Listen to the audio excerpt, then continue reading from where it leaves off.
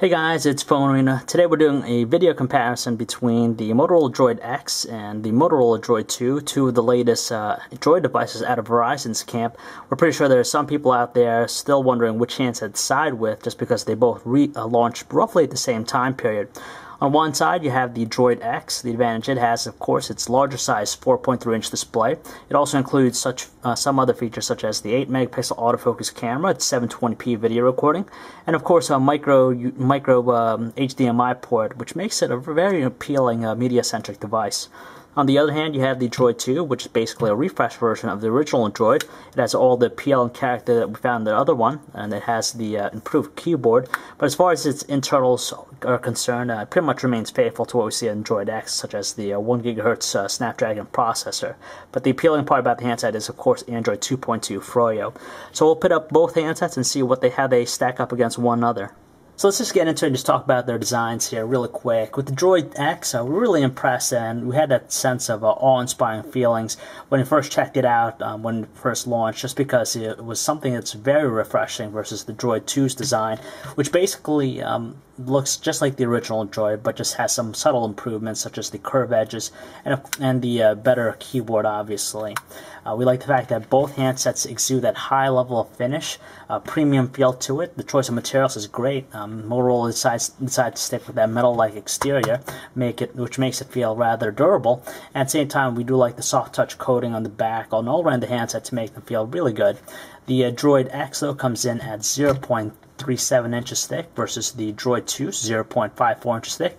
But you got to give the DROID 2 some credit just because it packs on a physical QWERTY keyboard. It just adds that convenience factor to it over the DROID X. But still, the DROID 2 is definitely heavier than the DROID X. We like the fact that the DROID X is a little bit more well balanced in the hand, but it does feel rather large, especially for people with smaller hands. We definitely find the DROID 2 to be more normal size between the two. As you can probably tell, the DROID X is definitely a larger handset than the DROID 2, but with that in mind, it does come with a 4.3-inch touchscreen display versus the 3.7-inch one found on the DROID 2. So if you want something with a larger screen, then no doubt about it, the DROID X definitely has that advantage. They both still support the same resolution at 480 by 854 pixels, so details are going to be pretty top-notch, but with the DROID 2's slightly smaller screen, text is a little bit sharper, especially when you view it really up close, but you're not going to notice too much of a difference when you're viewing it from a distance of at least a foot, so you're not going to notice any improvements in that regard. Both have the same support for 16.7 million colors, but we do find that the DROID 2 has slightly better contrast ratio, and you can definitely tell with the green colors here on the top of the wallpaper. It's a little bit more rich and saturated with the DROID 2 versus the DROID X, which is a little bit washed out looking. Same thing applies when you're looking at something that's completely all black, like the background here. You can't really tell, but upon closer inspection, it's a little bit more natural looking black colors with the DROID 2 versus the DROID X. Below the touchscreens, you have on the DROID X physical buttons, which we definitely prefer versus the DROID 2's touch-sensitive ones, just because we still have a habit of accidentally hitting them. Buttons, the other buttons on the sides of the phone have to go to the DROID X just because they're a little bit larger, and on top of that, they're more pronounced, unlike the DROID 2's where they're flush to the surface. Here are the volume rockers, and of course the shutter key. We definitely like the one found on the DROID X, much larger. Same thing applies to the dedicated power button. It made it a lot easier to press with the DROID X versus the DROID 2. They both have 3.5mm headset jacks, and they both offer micro USB ports for charging and connecting to computer. But the DROID X has an advantage just because it also packs a micro HDMI port, and it comes with three different microphones. You got one here for the bottom for the normal.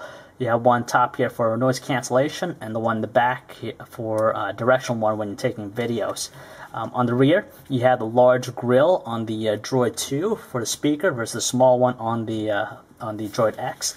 They both feature autofocus cameras. You have a 5-megapixel shooter on the DROID 2, 8-megapixel on the DROID X. Both have dual LED flash, and when you remove the back covers, give you access to the battery and also micro SD card slots, but still have a little bit frustrating just because you got to remove the battery to gain access to them. Both handsets are powered by a 1 GHz Snapdragon processor, just like some other high-end handsets we've seen of late. and honestly, it does make for a rather quick and responsive feel to the platform. As you tell, just moving about the 7 different home screens here, it's pretty smooth on both devices. Same thing if we open up the app tray here. Scrolling is pretty good and pretty fluid too, so no problems whatsoever in that regard. Now they do utilize that motor blur-like skin on top of Android, which some people will like, some people might not. Some things specific to it's like the ability to change the size of the widgets to specific lengths. Some will find that a little bit appealing, but again, as we said, not others might just prefer a stock experience. Now the DROID X is powered by Android 2.1 as opposed to the newer offering with Android 2.2 Froyo on the DROID 2. We ran a benchmark test on the handsets, and honestly, to tell you the truth, the DROID 2 did reach better marks than the DROID X. But the overall experience, just day-to-day usage, you're not going to notice a difference as both offer a great performance with the platform. Now this is where things get a little bit dicey just because the DROID 2 offers a physical keyboard for typing, so most people probably gravitate towards that. But as far as touch options, you have two different methods. You have either using the multi-touch keyboard or the swipe keyboard. And as far as just the responsiveness between the multi-touch keyboard, it's pretty accurate and quick, so we didn't have any problems with that. When you switch them to landscape though, you could tell right away that the DROID 2 has just a lot more real estate and a lot more finger-friendly buttons than the DROID 2's on-screen landscape option. Some people will probably resort to using the DROID 2's physical keyboard just because it offers that tactile response. But we did find ourselves typing somewhat faster with the DROID X. Just casually typing than DROID 2, just because you need that really solid push with the DROID 2 to recognize. But nonetheless, even though the DROID X doesn't offer a physical keyboard, it offers a fantastic typing experience that's equal to the DROID 2. The web browsing experience is pretty similar on the surface, but there's one advantage that the DROID 2 offers versus the DROID X here. They both manage to load up our page very quickly, and it renders it properly too. And as you could tell, they look just as exactly like you would see on a computer. We like the fact that text is automatically resized to fit the length of the page. And they offer pretty good scrolling here. As you could tell, they're very responsive. They do also have kinetic scrolling and multi-touch support, so zoom in, zoom out. But we do find that the DROID 2's inclusion of Flash 10.1 support to be a little bit better, just because it does give you that proper desktop-like feel. But we did notice that there's a slight choppiness, especially when Flash content is displayed on the DROID 2 versus something on the DROID X, which is just basically a little bit smoother as far as just moving about. But they both offer that great presentation and look, which will make anyone who loves web browsing very happy. Now don't let the 8-megapixel autofocus camera on the DROID X to fool you, just because the 5-megapixel one on the DROID 2 does an equally good job. At the top we have images taken with the DROID 2, at the bottom the ones with the DROID X. Outdoor quality is going to be the same in both handsets. You're not going to notice a difference. They produce a lot of detail, and on top of that they also had good color production.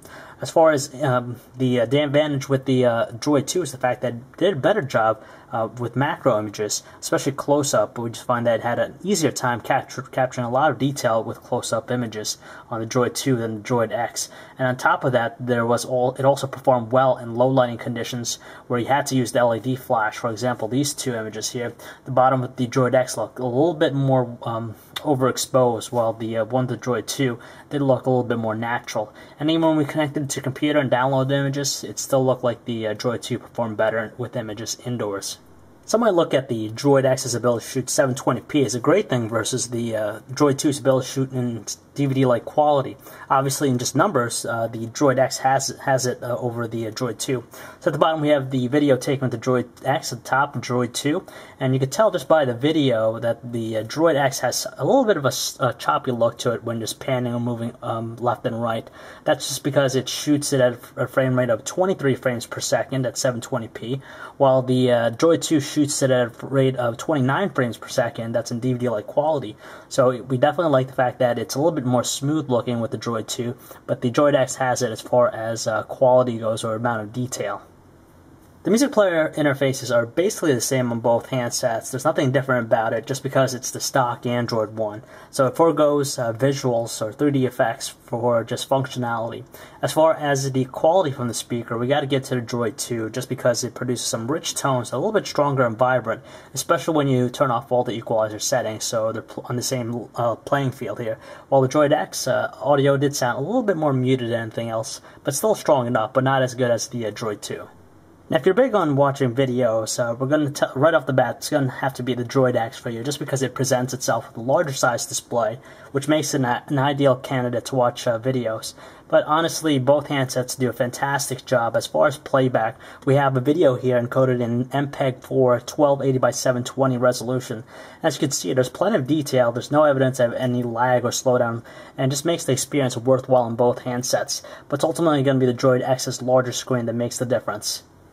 Calling quality has to go to the Droid 2 just because it provides for a near-flawless experience versus the Droid 2.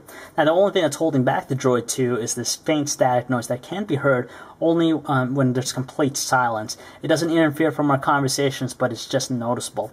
Aside from that, the earpiece produces some strong tones that made voices crystal clear and very easy for us to hear. As far as the speakerphone is concerned, we like the Droid 2's performance just because it produces richer tones and also stronger ones versus the one on the Droid X. Battery life also has to go to the Droid X just because of the fact that it offers a larger size capacity battery over the Droid 2, but you're still going to get at least 1 day's use out of both handsets if you're using it normally. If you're a big or heavy user, you're going to expect to constantly charge it. And finally, signal strength on the handsets seem pretty equal. We didn't notice any major fluctuations or drop calls with either handsets.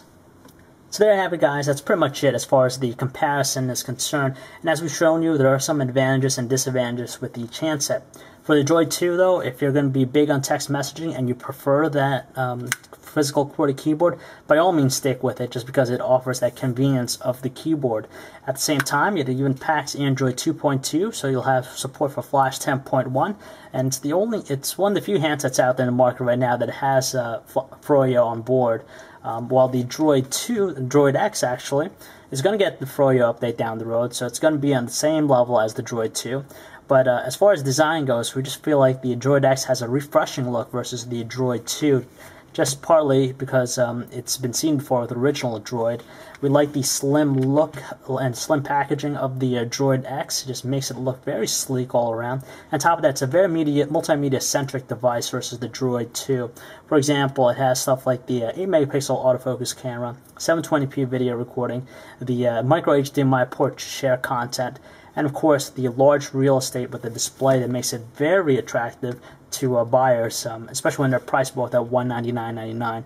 Performance, as far as the platform is concerned, is going to be both equal on both handsets, so it's not going to factor in that much. But between the two, we'd have to say that the Droid X just feels like it's the more compelling device between the two, just because it's a little bit refreshing to see the look of it versus the Droid 2. So if you'd like to learn more about either handsets or for all latest cell phone reviews, news, specs, and information, you can check us out at PhoneArena.com.